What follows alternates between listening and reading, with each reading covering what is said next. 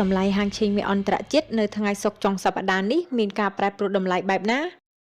ភាពតានតឹងលើភូមិសាស្ត្រនយោបាយកំពុងបន្តកើតមានគណៈគោលនយោបាយធនាគារកណ្ដាលអាមេរិកស្ថិតនៅក្នុងភាពមិនច្បាស់លាស់បើទោះបីជារក្សាអត្រាការប្រាក់មិនផ្លាស់ប្ដូរប៉ុន្តែលោកជូរ៉ូម Powell ជាប្រធានធនាគារកណ្ដាលនោះហាក់កំពុងរងថ្មបាក់សង្កត់ពីលោក Donald Trump គិតត្រឹមម៉ោង 10 ព្រឹកថ្ងៃសុក្រទី 20 ខែមិថុនានេះមាសបានបន្តធ្លាក់ចុះមកនៅតម្លៃ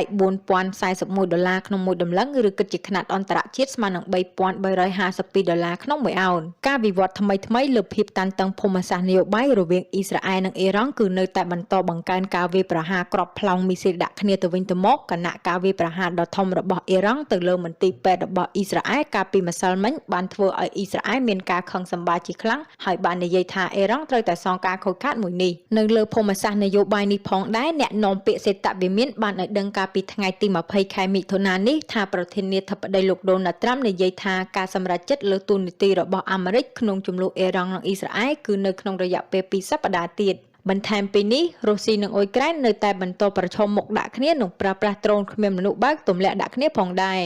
ចំណែកនៅលើផ្លូវគោលនយោបាយរូបិយវត្ថុវិញធនាគារកណ្ដាលអាមេរិកបានធ្វើការសម្រេចចិត្តរក្សាអត្រាការប្រាក់ថេរ 4.5% មិនផ្លាស់ប្ដូររបស់ខ្លួនហើយបានបង្ហាញអំពីការទម្លាក់អត្រាការប្រាក់ចំនួន2លើកនៅចុងឆ្នាំលោកជូរ៉ូម Powell ជាប្រធានធនាគារកណ្ដាលអាមេរិកបានប្រមានថាពន្ធគយក្រមរដ្ឋបាលលោក Donald Trump អាចបន្តជំរុញតម្លៃឲ្យកាន់តែខ្ពស់និងមានកំណើនទាបរុញឲ្យអតិផរណាកើនឡើងនិងមានការងារតិចនៅឆ្នាំនេះខណៈលោក Trump តែងតែរិះគន់ការងារលោកជូរ៉ូម Powell និងទាមទារឲ្យមានការទម្លាក់អត្រាការប្រាក់ជាច្រើនដង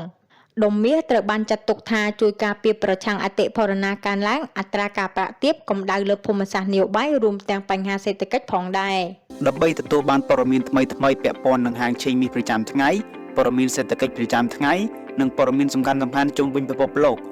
អ្នកអាចតាមដានបានតាមរយៈ Channel Telegram របស់ Master Ken Academy ដែលគ្រាន់តែចុចនៅក្នុង link ដែលបានដាក់នៅក្នុង caption ខាងក្រោមវីដេអូសូមអរគុណ